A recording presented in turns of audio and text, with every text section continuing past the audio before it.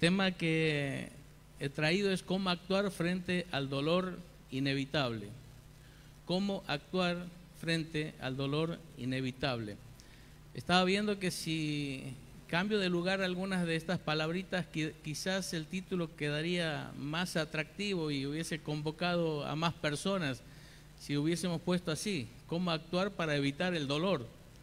Porque en realidad es lo que todos queremos, evitar el dolor. Queremos librarnos de dolor. Y no sería un mal título, porque en realidad hay dolores, sufrimientos que vienen a nuestra vida que lo podríamos evitar, que no son inevitables, que vienen por causa de nuestras malas decisiones, por causa de nuestra rebeldía, por causa de nuestra desobediencia, por causa de nuestro pecado. Esta clase de dolor y de sufrimiento lo podríamos evitar si simplemente le creyéramos a Dios cuando nos dice que la paga del pecado es muerte, que va a traer sufrimiento, dolor, tristeza. Y cuando la Biblia nos dice que la voluntad de Dios es buena, agradable y perfecta, si le creeríamos a Dios, haríamos nuestro máximo esfuerzo por vivir en su voluntad, porque ahí es donde estaríamos realmente mejor. Hay un dolor que es evitable, pero el título de hoy es otro, es cómo actuar frente al dolor inevitable. Muchas veces, confundidos con algunos mensajes que escuchamos, pensamos que cuando uno viene a Dios y conoce a Dios, Dios nos va a librar de todo mal, de todo sufrimiento, de todo pesar, y que Dios, por ser un Dios de amor y un Dios omnipotente, va a preparar un camino de rosas para nosotros. Pero quiero decirle que no es lo que la Biblia enseña para nada. Cuando uno va a la Biblia, lo que encontramos es que el dolor es parte de la vida. Algunos me dirán, pero ¿acaso Cristo no llevó nuestras enfermedades, nuestros dolores? ¿Él no hizo todo lo que hacía falta para hacernos libres? Sí, lo hizo, pero no vamos a ser libres en este tiempo. En el futuro, cuando estemos con Él en su presencia, ahí vamos a ser totalmente libres de todo dolor, tristeza, frustración. Pero en el tiempo que nos queda por vivir aquí, la Biblia nos enseña de que el sufrimiento nos va a acompañar inevitablemente. Y les quiero mostrar unos pasajes para que vean que no es algo que se me ocurre a mí, sino que es algo que está claramente expresado en la Biblia. El Señor Jesús dijo: estas cosas os he hablado para que en mí tengáis paz. Y fíjense lo que dice el Señor Jesús: en el mundo tendréis aflicción, pero confiad, yo he vencido al mundo. En el mundo tendréis aflicción, dice el Señor Jesús. Pablo, escribiéndole a los tesalonicenses, le dice: porque también estando con vosotros os predecíamos que íbamos a pasar tribulaciones, como ha acontecido y sabéis.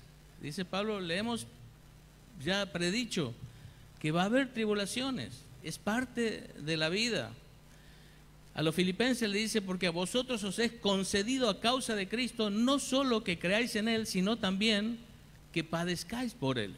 Aquí es más, se presenta el sufrimiento, el dolor, como un privilegio si lo hacemos por la causa de Cristo. Se nos ha concedido padecer por Él. Segunda Timoteo 3:12 dice: y también todos los que quieren vivir piadosamente en Cristo Jesús, dice, padecerán persecución. Vemos un pasaje más en 1 Pedro 5:10, dice: mas el Dios de toda gracia, que nos llamó a su gloria eterna en Jesucristo, después que hayáis padecido un poco de tiempo, Él mismo os perfeccione, afirme, fortalezca y establezca. Y se van dando cuenta cómo los padecimientos, el sufrimiento, el dolor, está claramente expresado en la Biblia, que va a ser parte de lo que vamos a experimentar aquí.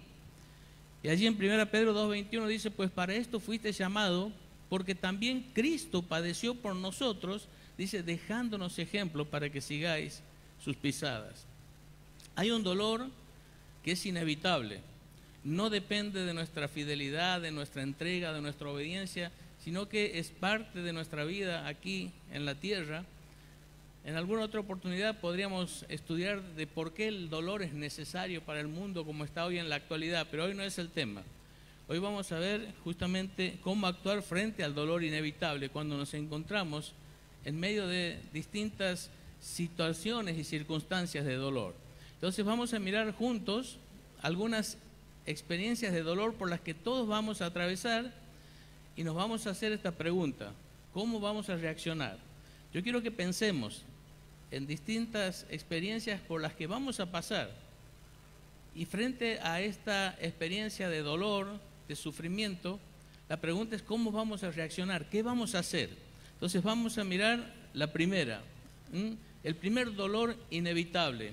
Y quiero que pienses en esto porque quizás ya todos hemos pasado en algún momento por esta situación. Dice: aunque tengo todo para estar bien y sentirme bien, me invaden momentos de insatisfacción, de tristeza y de malestar. Algo que desde adentro me dice, algo no está bien. Y yo no sé si a ustedes les ha pasado, que miran y tal vez dice, tengo trabajo, tengo una familia, tengo una iglesia en donde somos verdaderamente una familia espiritual y puedo aprender más de Dios y de su palabra. Y miramos a nuestro alrededor y parece que tendríamos todo lo que necesitamos para estar bien, pero sin embargo, en nuestro corazón hay un dolor que se presenta donde nos sentimos insatisfechos, tristes, y hay un malestar en nuestro interior. Ahora, uno se puede preguntar, ¿por qué nos pasa esto? Y en realidad, cuando uno va a la Biblia, no es tan difícil entenderlo. Cuando uno mira cuando Dios creó al hombre, ¿para qué lo creó?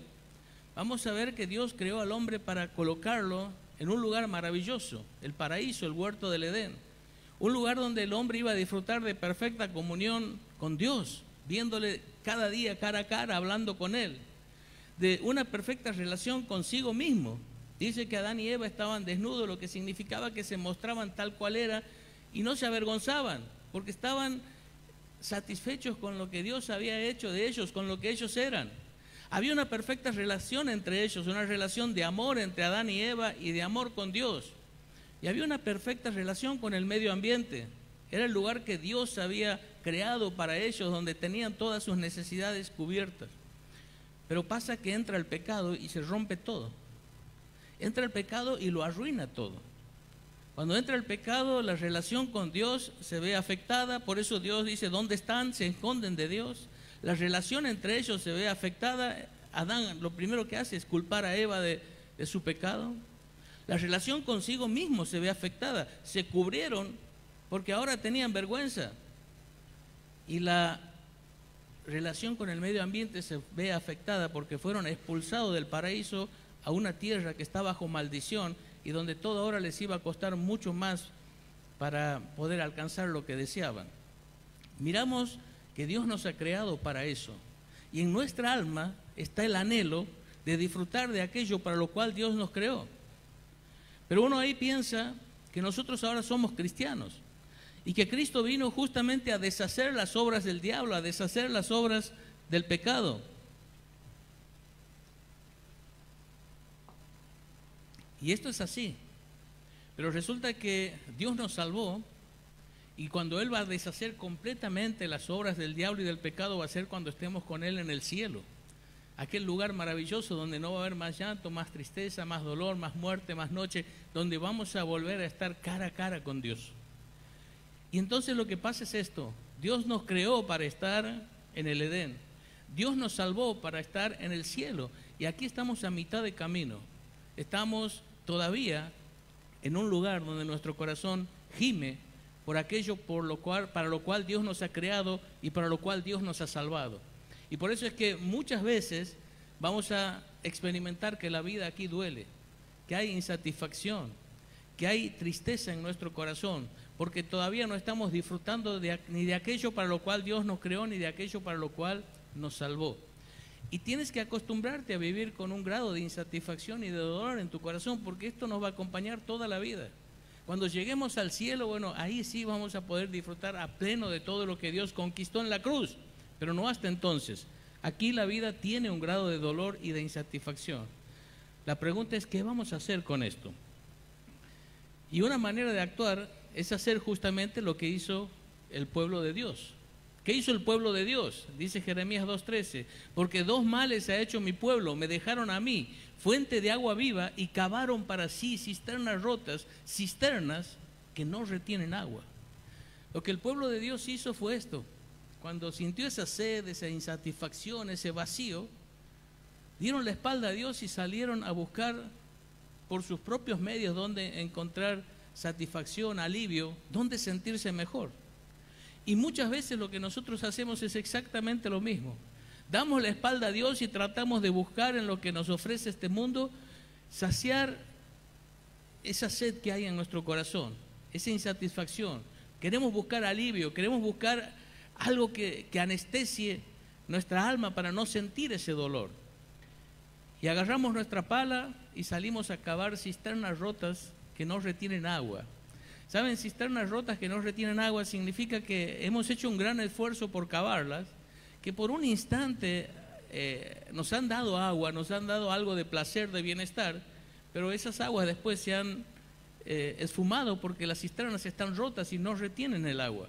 Y terminamos mucho más cansados, muchos más frustrados, y nuestra situación después de haber hecho esta experiencia es peor aún. Ahora la pregunta es esta: ¿dónde vas a buscar alivio vos? A veces buscamos alivio en cosas que no son tan malas, podríamos decir. Bueno, quizás nos encerramos en nuestro cuarto y nos ponemos a ver televisión y queremos pasar horas viendo fútbol o viendo alguna serie o viendo alguna película, y por un instante nos olvidamos de la realidad y nos metemos en un mundo de fantasía, y en ese momento sentimos un alivio, pero después tenemos que apagar el televisor y las cosas siguen igual o peor que antes.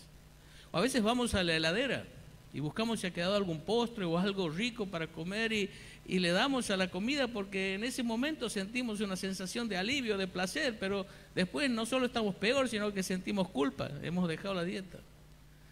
O a veces nos vamos de compra y tomamos la tarjeta y compramos cosas que no necesitamos con plata que no tenemos, pero eso nos hace sentir un poco mejor, nos alivia el dolor.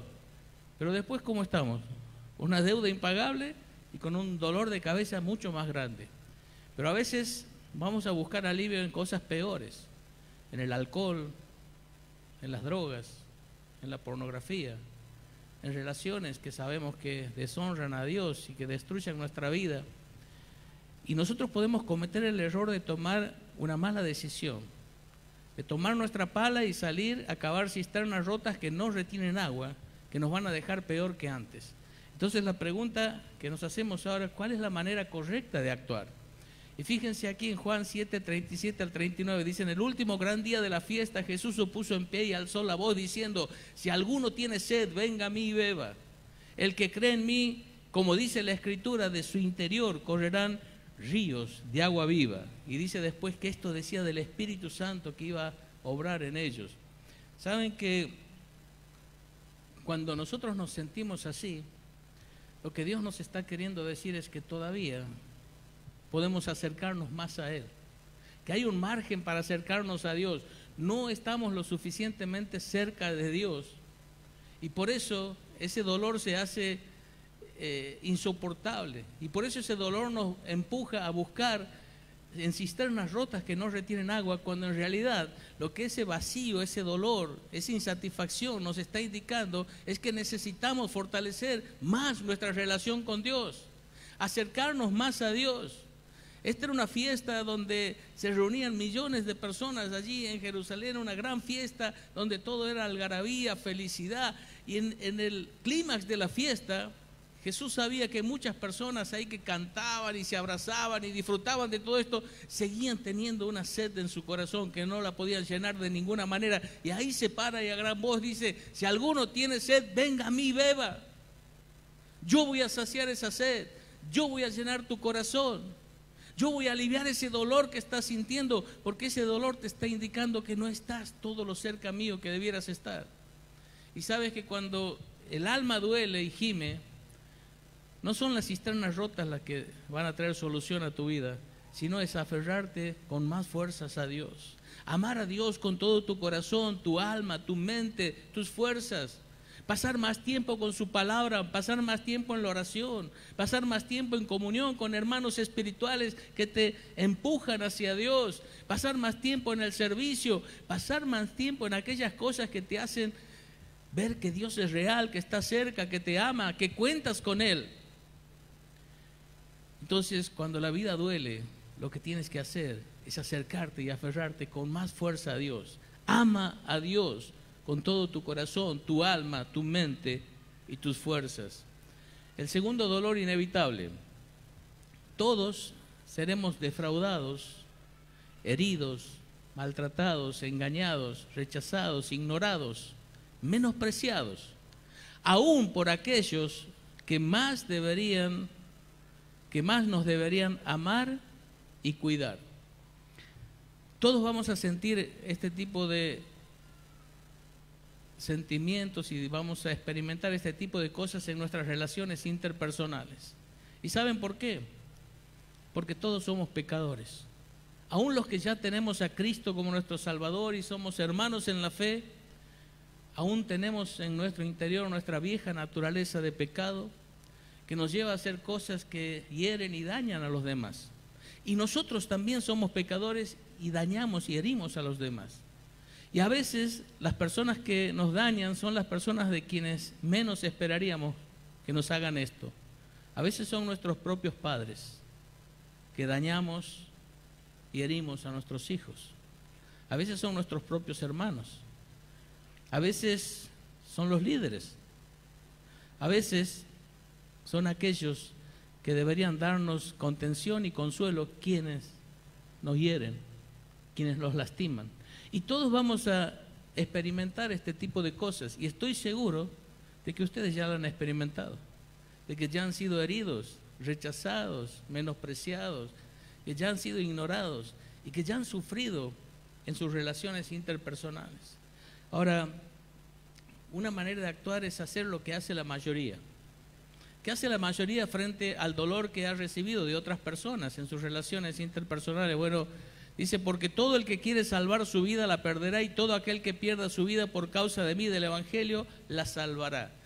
Lo que hacen o lo que hacemos es que queremos salvar nuestra vida. Y decimos, me han herido, pero ya no les voy a dar la oportunidad de que me vuelvan a herir.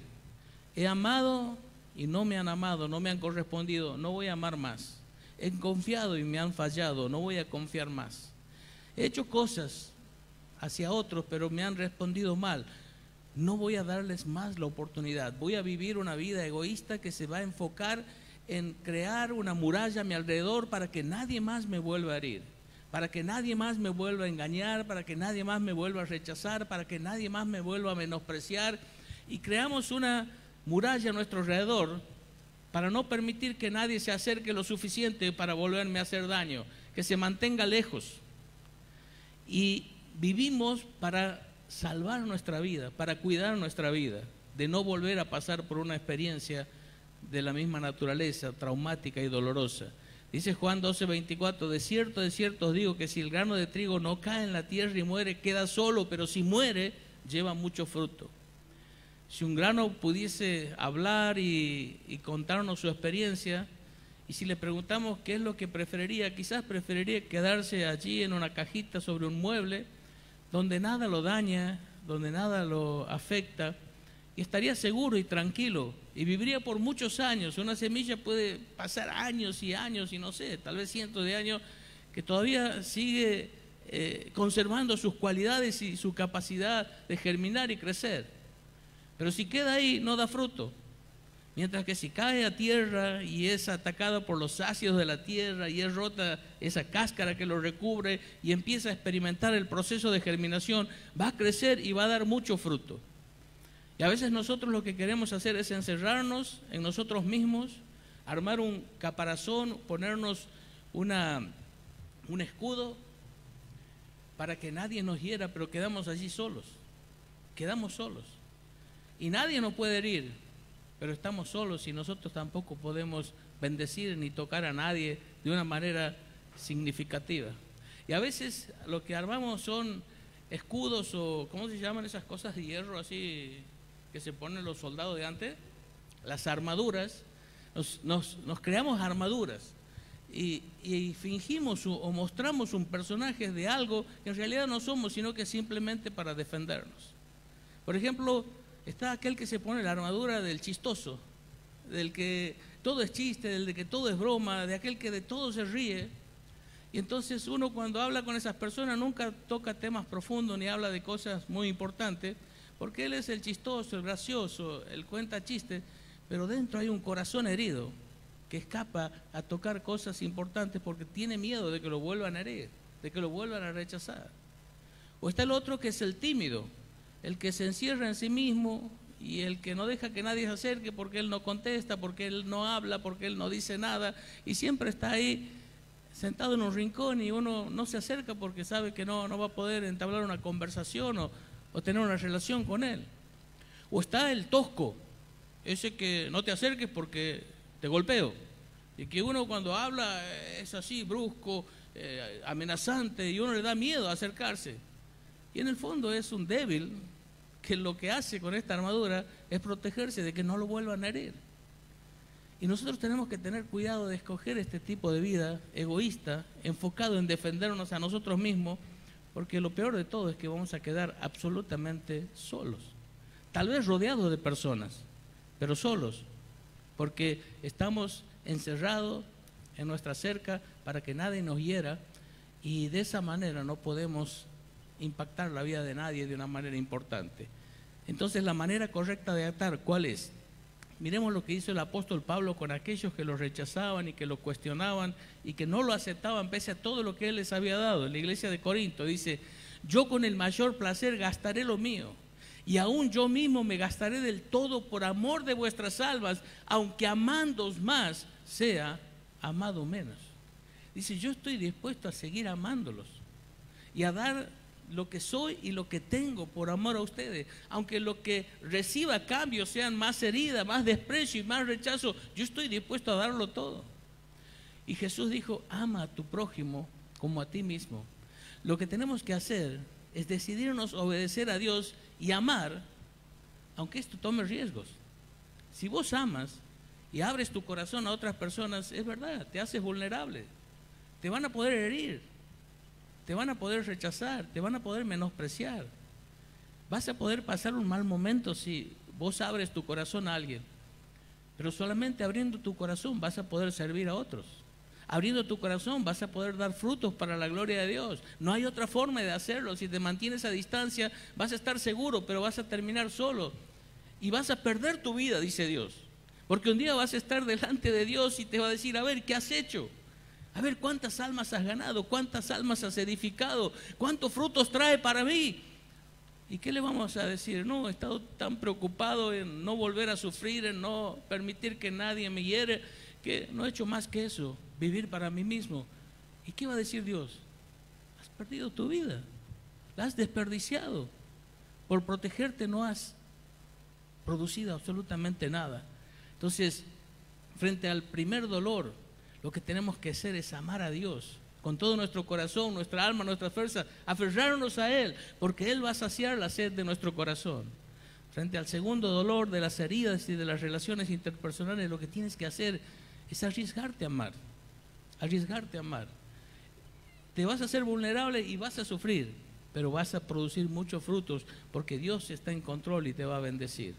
En tercer lugar, y el tercer dolor inevitable, quiero que prestes atención a esto porque quizás esto es una de las partes más difíciles. Todos vamos a atravesar por experiencias muy dolorosas que nos van a dejar angustiados, confundidos, que no las vamos a poder entender, no va a haber explicación. Hay un libro que se llama Cuando lo que Dios hace no tiene sentido y aún permanecer firme en la fe.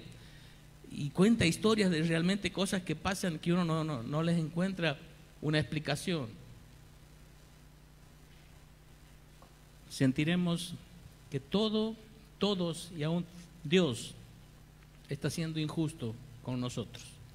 Y estoy seguro que quizás ustedes ya han vivido algún tipo de experiencia parecida a la que describo aquí. Un dolor, un sufrimiento intenso, profundo, que nos confunde, que nos angustia y que no entendemos qué es lo que está pasando. En la Biblia hay muchos casos así. Lo tenemos a José, el hijo de Jacob. Yo no creo que José haya entendido todo lo que le pasó, que sus hermanos les odiaran, le vendieran, que siendo fiel como esclavo le acusaran falsamente y fuera a la cárcel, que estando en la cárcel y siendo fiel como amigo uno de esos amigos que tenía la posibilidad de ayudarle le olvidara. Yo creo que en muchos momentos de la vida José no entendió lo que estaba pasando, pero Dios tenía el control y tenía sus planes. Yo creo que Job no entendió lo que estaba pasando. Ese diálogo que se produce entre Job y el diablo, Job no lo sabía. Él lo único que sabe es que de repente pierde a sus hijos, pierde sus bienes, pierde su salud, lo pierde todo. Y él no entendía lo que estaba pasando. Estaba sufriendo muchísimo y no comprendía lo que estaba pasando. Daniel y sus amigos, que por ser fieles a Dios, los amigos fueron lanzados a un horno de fuego y él al foso de los leones. Yo creo que ellos no entendían todo lo que estaba pasando. Y Pablo, alguien fiel a Dios, y uno mira todo lo que pasó en 2 Corintios 11, y que fue azotado y encarcelado y en naufragio y perseguido, y todo lo que él sufre, no siempre entendió lo que estaba pasando. Ahora, es posible que a nosotros nos pase lo mismo. Entremos en tiempos de mucho dolor, de mucho sufrimiento, de angustia, y sentimos que hasta Dios está siendo injusto con nosotros. Entonces, ¿qué hacemos? Bueno, una manera de actuar es esta: nos amargamos, nos enojamos, alzamos nuestros puños al cielo y le decimos a Dios: Dios, ¿por qué? Explícanos, no entiendo. Tienes que explicarme por qué me pasa esto. Yo no merezco esto.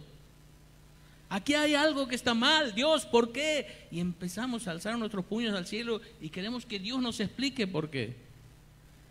Tratamos de negociar con Dios. Señor, si tú cambias esta situación, yo voy a ser fiel, te voy a servir, te lo voy a dar todo, como si Dios no mereciera todo eso sin que haga nada más por nosotros, con todo lo que ya hizo. Pero nosotros ahora queremos negociar con Dios. Y si me das esto, Dios, yo te voy a dar lo otro. Y Dios dice: vos me tienes que dar todo, porque yo ya di todo por vos, di a mi hijo por vos, Él murió por vos. No necesito hacer nada más para que vos te entregues a Dios. Pero en esas situaciones empezamos a negociar con Dios. Y creemos que le vamos a convencer a Dios porque tenemos algo para ofrecerle, y eso va a mover su corazón y Él va a responder. No funciona así. Y por último, y lo peor de todo, es que empezamos a amenazar a Dios y a exigirle que Él cambie las cosas. Porque si no haces algo, Dios, yo no voy a ir más a la iglesia, yo no te voy a servir más. Y pensamos que estamos asustando a Dios con estas palabras. La vez pasada un hermano me dice: yo estoy muy enojado con Dios, me dice. Y yo por adentro pensaba, a lo mejor fue un mal pensamiento, seguramente Dios no va a dormir esta noche porque vos estás enojado con Él. ¿Qué le hace a Dios que yo esté enojado con Él? ¿Quién soy yo? Y a veces nosotros pensamos que somos tan importantes, tan grandes, tan necesarios, que podemos negociar con Dios, que podemos amenazar a Dios y que Él se va a ver de alguna forma obligado a cambiar nuestras circunstancias. No es la forma. ¿Qué tenemos que hacer?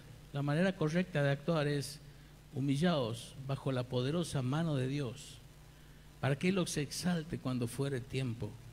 Porque cualquiera que se enaltece será humillado, y el que se humilla será enaltecido. Lo que tenemos que hacer no es humillarnos ante Dios, caer postrados ante Él y decirle: Señor, yo no entiendo, estoy sufriendo lo indecible, estoy pasando por algo tremendo y no entiendo por qué está pasando esto, no lo entiendo, pero tú eres Dios y sabes lo que haces, y no tienes por qué darme ninguna explicación ni por qué hacer nada a mi favor. Tú eres Dios. Y caer postrado ante Dios y decirle: Dios, te extiendo mis manos vacías porque no tengo capacidad, recursos, medios, sabiduría, nada para enfrentar todo esto, y no merezco nada, Señor, pero te extiendo mis manos vacías y mi corazón quebrantado para que tú, Señor, derrames tu bendición. Te necesito, Dios. Y quiero decirte que el Dios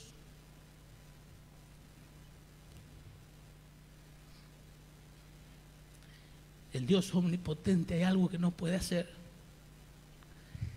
resistirse a la oración de un corazón humillado y quebrantado. Dios no va a dejar sin respuesta, pero te tienes que humillar. Tienes que dejar a un lado ese orgullo, esa soberbia de creer que vales algo, que sirves para algo, que Dios te necesita, que sin vos todo se viene abajo. Tienes que humillarte y decirle: Dios, no soy nada, no valgo nada, no tengo nada, extiendo mi mano a ti. Porque Dios resiste al soberbio, pero da gracia al humilde. Y lo que tenemos que hacer es caer humillados ante Dios y extender nuestras manos y decirle: Señor, no merezco nada, pero te necesito. No puedo exigirte nada, no tengo derecho ni siquiera a pedirte que me explique lo que estás haciendo. Tú eres Dios y eres dueño de hacer lo que quieres, cuando quieres, como quieres, sin rendir cuenta a nadie. Dios, tú eres Dios. Yo no soy nada, pero te necesito. Por favor, obra en esta situación. Bendice mi vida, bendice mi familia. Así tenemos que ir ante Dios. Y así Dios va a dar respuesta. Así Dios va a dar respuesta. Porque Él al corazón contrito y humillado no va a despreciar. No va a despreciar. Quiero terminar con 3 bendiciones maravillosas que nos ha dejado Dios para nosotros. Frente al dolor, Dios nos ha dejado la esperanza. Tengo por cierto que las aflicciones del tiempo presente no son comparables con la gloria venidera que en nosotros ha de manifestarse. Romanos 8:18. Este dolor, este sufrimiento es pasajero, se va a terminar y nos espera una eternidad de gloria junto a Dios, de disfrute, de felicidad.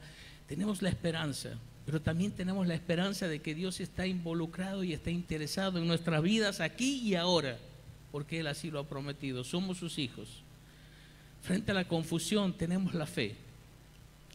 Cuando no entiendas lo que está pasando, cuando no le encuentres explicaciones, seguí confiando en Dios, en un Dios omnipotente, en un Dios soberano, en un Dios misericordioso, en un Dios que te ama. Seguí confiando en Dios, porque vos ya conoces a Dios, ya sabes quién es Dios. Y Dios es inmutable, no cambia. Aunque tus circunstancias cambien, Dios no cambia. Y frente al temor tenemos el amor. El amor de Dios que nos permite estar seguros en sus brazos fuertes. Pero el amor que Dios ha derramado en nuestros corazones, que nos permite enfrentar los riesgos y las circunstancias difíciles, porque es su gracia la que nos sostiene en medio de todo esto. Este es el momento de que tomes una decisión. Pase lo que pase en tu vida, decirle a Dios: Dios, te voy a amar con todo mi corazón, mi alma, mi mente y mis fuerzas. Voy a invertir tiempo en tu palabra, en la oración, en la obediencia, en servirte, en la comunión con mis hermanos. Dios, te voy a amar de todas las formas posibles, porque tú eres Dios. Y este es el primer mandamiento. Dios, la segunda decisión: voy a amar a mi prójimo como a mí mismo.